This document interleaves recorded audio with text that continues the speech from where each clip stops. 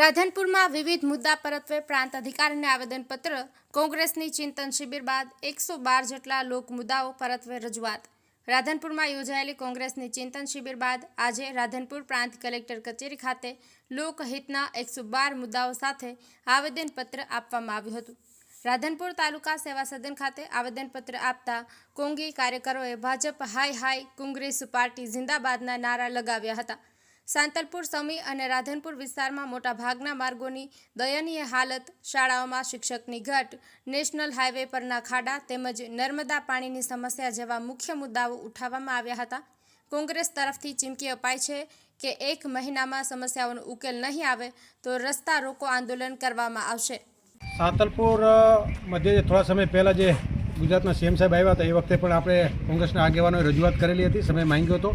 એ અનુસંધાને આજે કોંગ્રેસના આગેવાનો રાધનપુર વિધાનસભાના 3 તાલુકાના રાધનપુર, સાંતલપુર અને સમી એના જે પ્રાણ પ્રશ્નો હતા એવા 32 પ્રશ્નો આઈડેન્ટિફાઈ કરેલા છે, જેમાં શિક્ષકોની ઘટ છે, આરોગ્ય સ્ટાફની દવાખાનાઓમાં ઘટ છે, દવાની ઘટ છે, મેડિકલ સાધનોના જે સંસાધનો ખૂટે છે એની ઘટ છે, રોડ રસ્તા સારા નથી એ બાબતના પણ પ્રશ્નો છે, વિસ્તારના બેરોજગારીના પ્રશ્નો છે, જીઆઈડીસીના પ્રશ્નો છે, ખેડૂતોના પ્રશ્નો છે, ખાતરના ડેપોમાં જે લાંબી લાઈનો લાગે છે, ખાતર નથી મળતો એના પ્રશ્નો છે, એસટીની બસોની સુવિધાઓ નથી વિદ્યાર્થીઓને એના પ્રશ્નો છે, આવકના દાખલાના, જાતિના દાખલાના, વહીવટીતંત્રના પ્રશ્નો છે। આવા 32 પ્રશ્નો જે આઈડેન્ટિફાઈ કરીને રાખ્યા છે એ પ્રશ્નોનું એક સુવ્યવસ્થિત આવેદનપત્ર તૈયાર કરી અને સમગ્ર રાધનપુર વિધાનસભાના 3 તાલુકાના આગેવાનો ખૂબ મોટી સંખ્યામાં 1000 લોકોની સંખ્યામાં ભેગા થયા હતા અને એમાંથી મહત્ત્વના જે મુખ્ય આગેવાનો જે કહેવાય જવાબદાર આગેવાનો એ આગેવાનો આજે નાયબ કલેક્ટર શ્રી રાધનપુરને આવેદનપત્ર માટે આપવા માટે આવ્યા હતા।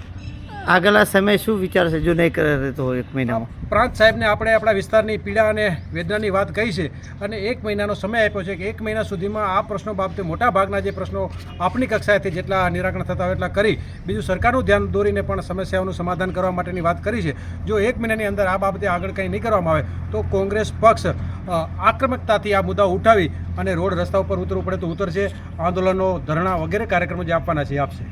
અહેવાલ અનિલ રામાનુજ, લોકાર્પણ।